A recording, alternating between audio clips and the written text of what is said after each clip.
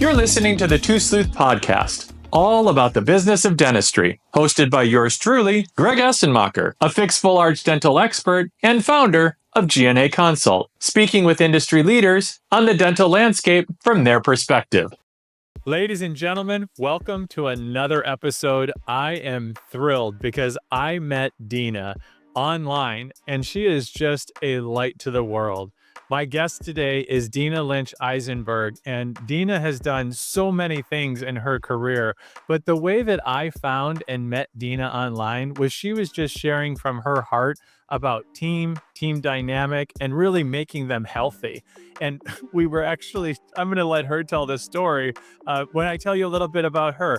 The one thing that I really want to share about Dina, and I'm going to start from the end of her bio and work back because this is really amazing, is that Dina, is this true that you have a Lifetime Achievement Award in conflict management? Tell my listening audience, let's just start there and work our way all the way around. Welcome to the program today. Welcome to the show. Well, thank you so much, Greg. I'm delighted to be here.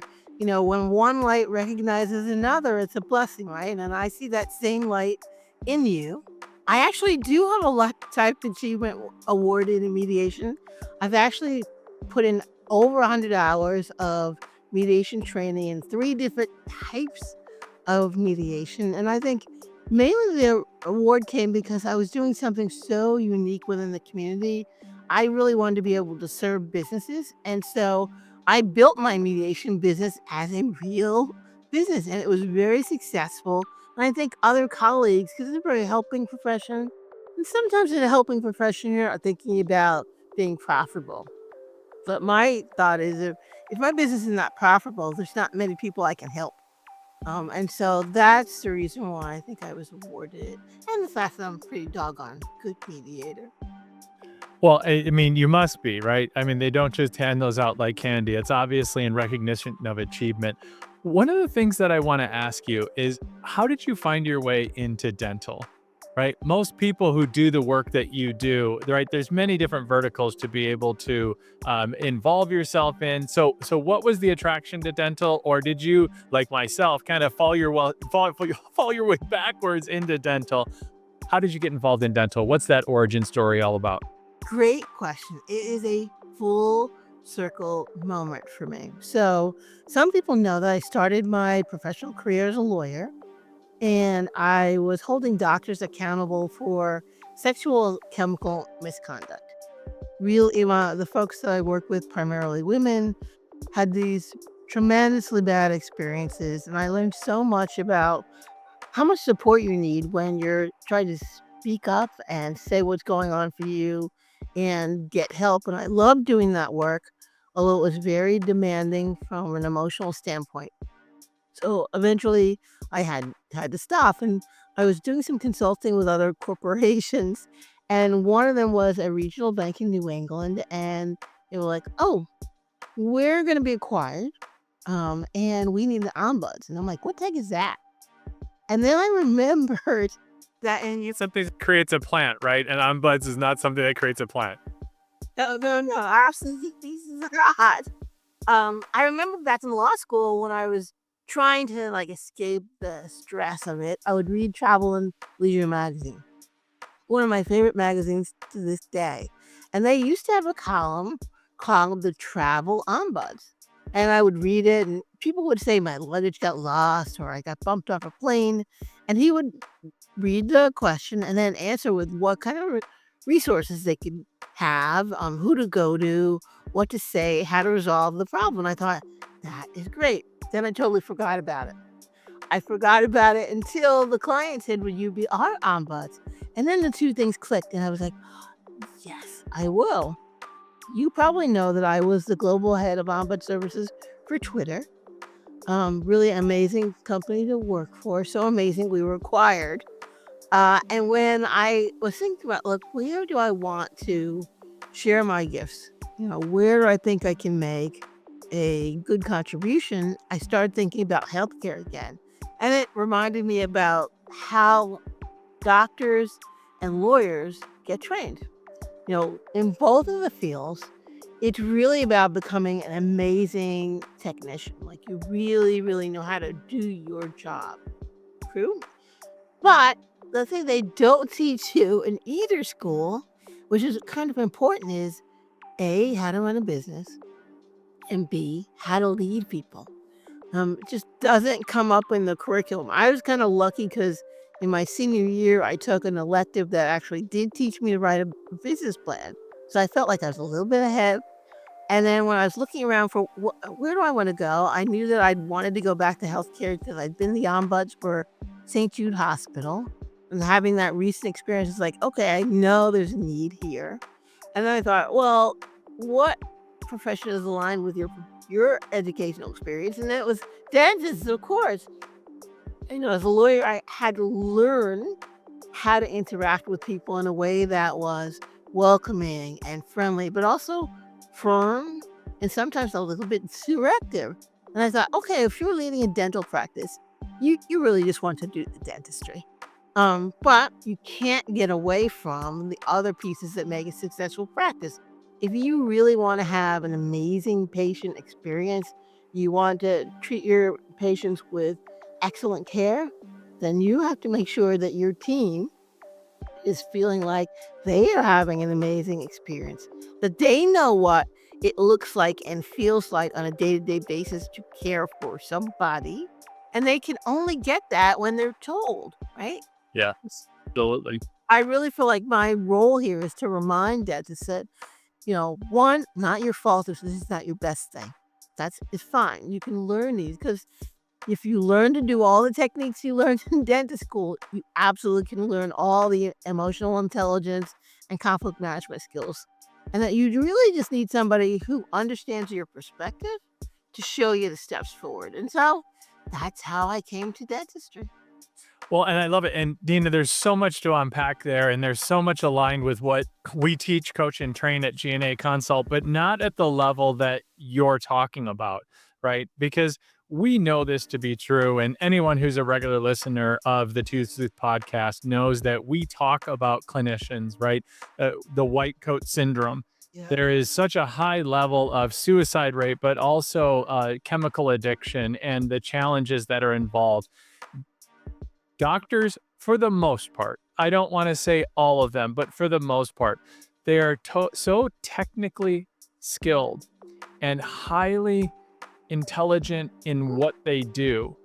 And we want them to be specialized in what they do, to be able to deliver on the treatments, on the product, but also that whole other side of the business that you mentioned, so savvy, and you talked about to be able to lead people and to run the business and those two pieces. And that's where being able to bring in experts in those pieces to be able to level up their skills, but they don't have to be the experts in that area because we want them to be the experts clinically, but at least to be able to level up their competency and to bring in experts to be able to get their team and their support structure to be able to take on those pieces and to just either be a net neutral, but not a net negative to their practice so they can be excellent clinicians. And I love that you pointed that out. One of the things that we really emphasize tremendously so at GNA Consult working with teams is the patient experience. And you were really savvy to point out that the team experience influences that patient experience so much. So I want to drill down a little bit more about that. Talk to me about some of the clients that you work with, some of the practices that you work with and groups that you work with. What does that team experience look like in order to elevate that team experience or the clinicians that you're working with? And how does that impact overall patient experience? Happy to talk about that. I have to give one little disclaimer. My work is confidential, so I don't share details of the client work. What I can give you is sort of a larger synopsis of all the experiences I've had. So I want to be not talking about any particular practice. So generally, I find there's a little bit of a disconnect in between the doctor and the team. Right, the team generally, the doctor has a team that they started with. These are folks that built that person up, helped them start their practice. They really depended on them to do certain things that they didn't necessarily either want or know how to do, right? And so that builds a certain bond. And then when you start adding new team members, it isn't always clear to the established members that they A, need to make room for team members, or B, that the way we do things will change, right? I kind of liken it to being a teenager. Your origin story is you start your practice and maybe you're like a toddler, then you grow up and you get into your teen years and things are different. Then hopefully you go from your teen years and you mature and things change again. And sometimes folks who have been with a practice for a long time don't want that change. And they're actively working against it. And the dentist is kind of stuck because, like, I need the practice to run efficiently. I need everybody to get along and collaborate. That's how we do our best work. But I also can't cross, my long-standing established member because It's the loyalty to the OGs, right? To the originals, and then needing to build and grow, and they're stuck in the middle and they don't know how to navigate. Yeah, I love that for sure. Yeah. definitely sort of stuck. So, my goal is to help them understand that you can still be loyal to the folks who are the number one and number two or number five in the practice and guide them to be open to new people. Because I think when you're the established person, you're worried that somebody else is going to come in, do something better than you, do something different than you. All of a sudden, you're looking like, maybe not the most relevant person in the practice. And that builds tension, right? So I'm always trying to get people to recognize that conflict is not a bad thing. It is a quite neutral thing altogether. It's how you manage it that makes it either a positive experience or a negative experience. So really getting people to be what I would call conflict ready, that you know how to enter a conversation when you think it's going to be a difficult conversation. You know how to share your interests and what you're trying to get out of it. You're open and understand how to listen and ask questions so you understand what the other person wants. And then you have the ability to collaborate and create a mutually beneficial, workable solution. Everybody in the practice has to be able to do that and be able to understand that when we get into difficulty with each other, it's not a personality thing. It's not like I don't like you. It's because we have different ways of approaching the ultimate goal, and we haven't been given direction on how to do that. I would say 95% of the time when I go into a practice, there is no conflict management policy. And when I say, well, hey, so why is there no policy about this? It was like, we're all nice. Yes, everybody is nice. Hey there, it's Greg Essenmacher, host of the Two Sleuth podcast and founder of G&A Consult. At G&A, we specialize in transforming full arch dental practices, teaching, coaching, and training teams to deliver an exceptional patient experience, from that first call to delivering final smiles. Whether you're a practice owner, a DSO executive, or a regional leader looking to expand your full arch program, boost same-store sales, or unlock the true profitability of full arch cases, we've got you covered. Ready to see how full arch can elevate your practice? Visit the show page or book a discovery call today. Let's turn your potential into results. We do get into difficulty. And if you want people to act in a certain way, you have expectations about how they're going to interact when they're in conflict. You have to set the rule. You have to have a policy about, at the lowest level, we're going to talk to each other. If that doesn't work, here's the next step we're going to take. If that doesn't work, here's the next step we're going to take. So the people don't have to rely on their own skill set to get it done. They already have a path and a plan laid out for them. Sometimes even with messaging. Often, I've gone in and someone said, well, I just don't know how to say what I need to say to this person because I think they'll get mad and I'll get upset and it will just be ugly. We don't want that. Fine. Totally get that. Right. So I'll just leave it unsaid because I don't know how, they're not going to take it well. Right. We find that with clients too. It's like, no, it's just, well, why don't you say something? Because they're not going to take it well. So there's history there. Yeah, for sure. So just prejudging that person. So try to remind people, don't prejudge. Every day that you see the folks in your office, they are new to you. They are brand new. Why is that? Because they went home. They did whatever they did on their private, personal time. They had experiences that you have no knowledge of. And when they come back, they are changed in some way, just as you are. Right? Right. Don't just assume you know how somebody's going to act. because in the past they've acted that way. It's very poor judgment to do it that way. So really getting folks to recognize we can have a new start every day. I can be honest with you because I know how to enter the conversation. I know that you're not going to take it, poorly because we now have an agreement around this is how we're going to approach conflict when we're in it together. We're going to be curious. We're not going to be judging. We're going to look at opportunities to align. We're not going to resist that, right? Putting that information out front when people first join your practice and say, this is what we're about, this is how we do our best work, gives them the opportunity to say either, yeah, I get that, I totally want to be that way, or no, you know what, this is not my spot. Yeah, maybe it's not a good fit. And I love what you said when you started this piece, right? Talking about the roles and responsibility, because we talk about roles and responsibilities, bringing new team members in, because we do help the practices build and grow, specifically in the full arch lane.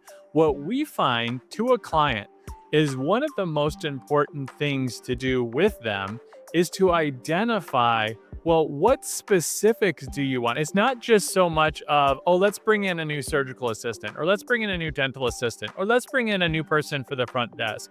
And where that starts for us with our clients is sitting down with the existing team members, right? Because you're talking about the legacy team members, like welcoming in new people. It's just like welcoming a new person into your family, right? A new baby or whatever the case may be, adopting in whatever. It changes the whole family. It changes the whole dynamic of the practice, of sitting down with each of them and asking them, what is your passion? What do you really enjoy about these 17 things that you do on a daily basis or a weekly basis or a monthly basis?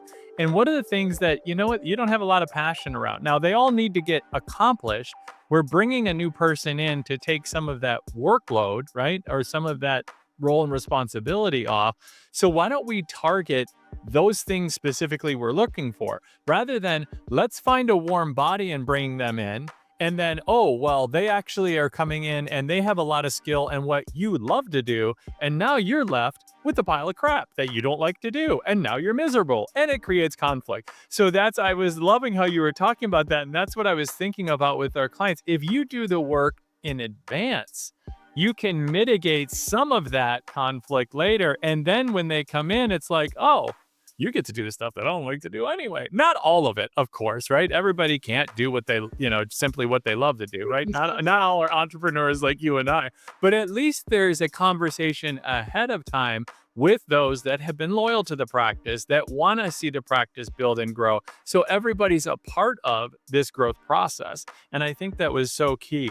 One of the things that I want to talk about now, because you brought it up and, people have new experiences every day in their home life. And then they, leave your home life at the door. Okay, that's nearly impossible. We're all human beings, right? We have imprints of emotions every single day, whether it's the kids we're getting off to school or, we spilled the cup of coffee in our lap and we had to change and we didn't have time to change. So now we've got a spot on our light colored, scrubs, if that's what we wear. And, everybody's going to see it, whatever it is. Right? We still bring that in. We can come with our best selves of how we are that day. But I love Don Miguel Ruiz, his 4 agreements, right? And the 4 agreements are don't take things personally, don't make assumptions. I'm forgetting the third one, but the last one is always do your best.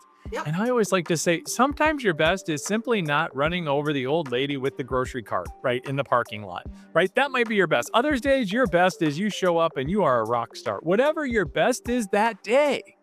Just whatever it is, wherever you're at. And so I want to ask you, so what are some, I'm going to call them tips, right? Give us a pro tip or two, in general, right? Not specific to any client. And I can appreciate you shared that. Thank you for that disclaimer. Just in general, like for practices to say, what is 1 or 2 things just in improving communication and collaboration within teams that our listening audience can pull away and say, you know what, I can do that. I can implement that. I can do that tomorrow. If they're listening on their drive home, if they're listening on their drive in, maybe they can implement it like today, this morning on their morning huddle. That would be great. Well, 2 things come to mind immediately that I love to see people do. One is create the legend of the practice. We as humans are story-based. That's how we learn and communicate with each other. And we're often telling a story about the place that we work, like we're scrappy, or we're doctor focused or we're patient focused. There's always some story, right? But we don't take the time to capture the story. So the doctor starts out with a story, he tells the legacy team, and they get the story. They bring in more people, and the story changes. Do you remember playing telephone when you were a kid? Oh my gosh, I still do it, like, when we do team meetings with our clients. I love that it's amazing, and the story that comes out at the end, it's so fun. Fascinating, right? And that's how practices change without anybody really recognizing it. The story adjusts a little bit every time you bring somebody in, or they have a different interpretation of what a word means. We all say, hey, I want to be respected. That's a wonderful thing. But what does that mean in real life, day to day action, right? We all need to know that. So if the practice can sit down together and create their legend, the story of how do we start? Why do we start? What do we think was so important that only we could bring to the market? How are we interacting with each other? And what are the key words like respect and collaboration, trust, transparency? Let's define those words so that we actually know what we're talking about when we bring them up with each other. And then, write them down because we're just not going to say it the same every time and it's going to change. The meaning's going to change. So we now have a document that becomes our Bible of how we interact with each other. So now we get a new person. Certainly we're going to spend time with them, but we're also going to give them the legend and say, this is who we are. And this is how we expect our team to interact, not only with our patients, but with each other. Do you agree with this? Can you live with this? Because if you think it's going to be a bump in the road, maybe we need to make some adjustments one way or the other. So spend some time writing a legend. And it's not going to happen in a week. Clients are like, okay, we'll get that done. I'm like, it's a little bit more of a thinking process. I want you to answer the questions that I ask you, think about them, then answer them again, right? Because the first answer is top of mind, right? The second and third answers are really your consciousness trying to tell you what it really means. Right? So it's not the first answer, it's the third, the fourth, the fifth answer that you want to codify into that document. So everyone understands where they're at and what the expectations are. Now, we were talking about how people have experiences at home and other places that they need to, process. One of the things I love about a morning huddle is if you take a weather report. Now, we're like, weather report? What the heck does that mean? Well, that means when you're in the huddle, people have It can be cloudy with the chance of meatballs. You definitely know when you got a person that's having that kind of a dip. Right. Somebody will say, hey, you know what? I'm feeling, I'm feeling cloudy today. There's a chance of showers, which means I might cry. Right. Then what I like about that is it feels less revealing to say it that way. Right.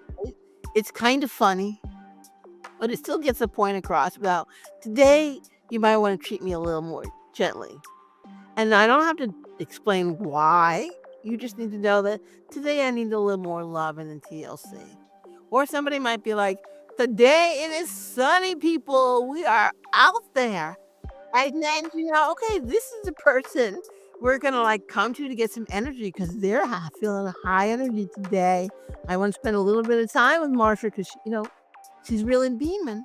Right? We get to Right. Or when you see on the schedule, you've got that tough patient that is difficult, then Sunny's going over there. Why don't we flip and you're taking that room today because you're Sunny today, right? And maybe, cloudy with a chance of showers, maybe you flip rooms, right, for an assistant. That's a great segue for sure. I love that. Exactly. And it's so much fun. People get into it. Sometimes I have folks draw it. If they don't want to say it, we draw it and we hold it up. And that's kind of taps into your childlike. I think sometimes when we do things like coloring, we get that to a place where we're much less guarded. We're much more open. And so the drawing releases that and you can just here, here's what it is. So if people feel like they want to do that instead of saying it out loud, that's perfectly fine.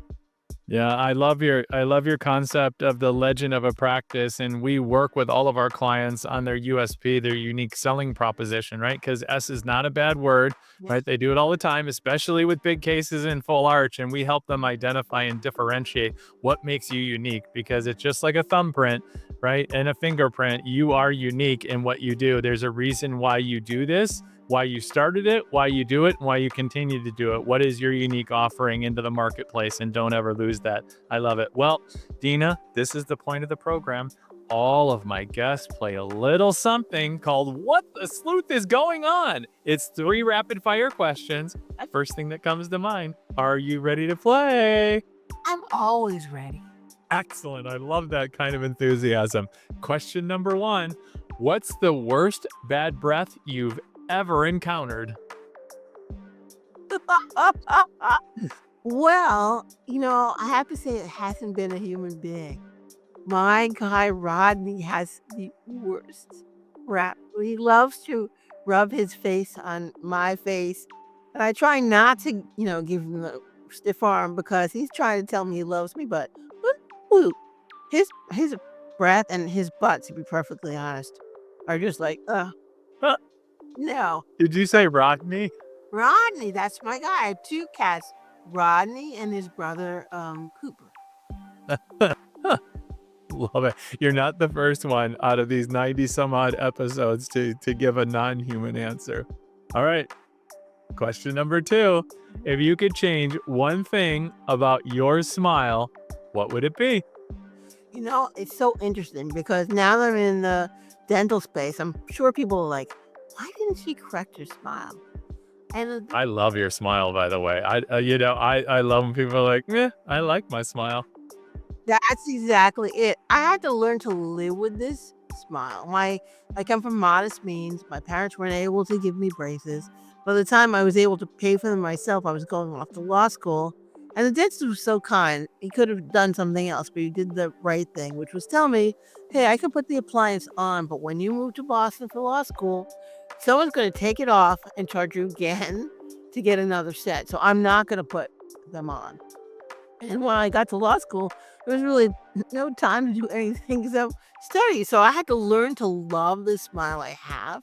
I smile broadly, and I'm kind of blessed because what people say is that my smile is something that they look forward to seeing. And that makes me feel good. It is a radiant smile, and it is all you and very unique, and I love it. And I love when people just own the parts of themselves. So I love that. Okay, question number 3. If you could go back and be the inventor of any dental product, and no, it can't be your own if you have one, which one would you choose and why? Ooh, that's a hard one. I would say floss. I would like to invent and this is so silly, but a candy flavored floss because I don't eat sugar anymore and I miss candy terribly. So if I could be flossing, which is doing the right thing, but still enjoying the flavor of candy, I'd be down for that. And I think It's a twofer. I love it. I love it. So all of you floss people out there, make a candy flavored floss for Dina, would you? I love it. I love it. Well, Dina, in the last few minutes, I want to respect your time and my listening audience. Is there anything I haven't asked you or you'd like to share with my audience today? yeah, I think I would love to say that getting comfortable with conflict is something that's going to make not only your professional life more satisfying, it's going to make the practice more efficient. You're going to get closer to your team and understand them better. And that in turn will build trust and loyalty so they're going to serve you better. But here's the thing that really floats my boat, Greg, is that it will make your personal life better. I think sometimes dentists forget that they're entrepreneurs and the spouses that they have joined them on their journey. And that spouse was not looking to own business or run a business, right?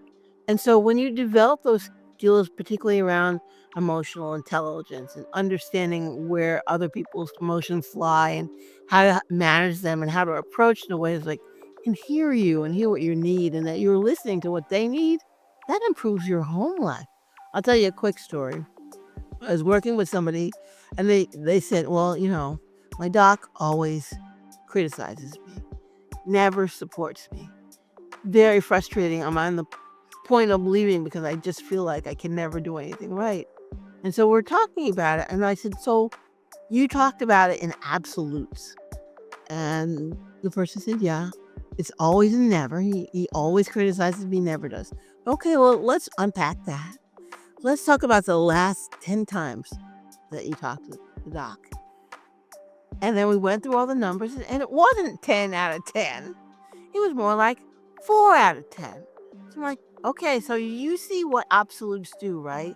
It makes you push that person away because you're expecting something bad to happen. And guess what? You get your wish. Something bad happens. You feel bad, they feel bad. And then the person was like, yeah, I see that. And then they came back for the next coaching session because, I coach people on conflict in addition to resolving conflict in dental practices. So they came back and they were kind of buzzy. You can tell when someone's energy is up and they have something good to say. I was like, so what's going on? Well, she said, I heard what you said. I've been trying to remove absolutes from my conversation with people. And she said, at home, my husband was yelling at my son. Your room is always a mess. It's such a pigsty. It's ridiculous. We're going to have to do something about it. And she was able to say, oh, you used an absolute. Is it always an absolute? And her husband was like, what? And then he stopped and was like, well, no, it's not always a pigsty. And of course, the son laughed because now they're talking about a pigsty and, it really reduced the tension. It eliminated the need to fight. And they were able to be like, okay, so sometimes you do clean the room. On those circumstances, what motivates you to clean the room? And they were able to have a really good conversation about how to get the son to clean his room more often. And they were happy and he was happy. So I'm like, that is really the secret of it, right? Learning the skills will definitely improve your business. No doubt about that. It's going to increase your efficiency and your retention.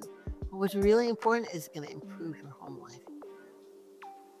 I mean, such wise words to close the Two Sleuth podcast episode with an ombuds extraordinaire and a very, very wise expert in conflict management. My guest today has been none other than Dina Lynch Eisenberg. Thank you so much, Dina, for being on the show today. Greg, I was delighted to join you. Thank you so much for inviting me. Be well, my friends. Stay joyful. If you need help with converting lead calls into consultations, closing consults into more full arch cases, or creating a more strategic marketing message and branding for your practice or group, follow me for more tips or reach out to G&A Consult for a discovery call today.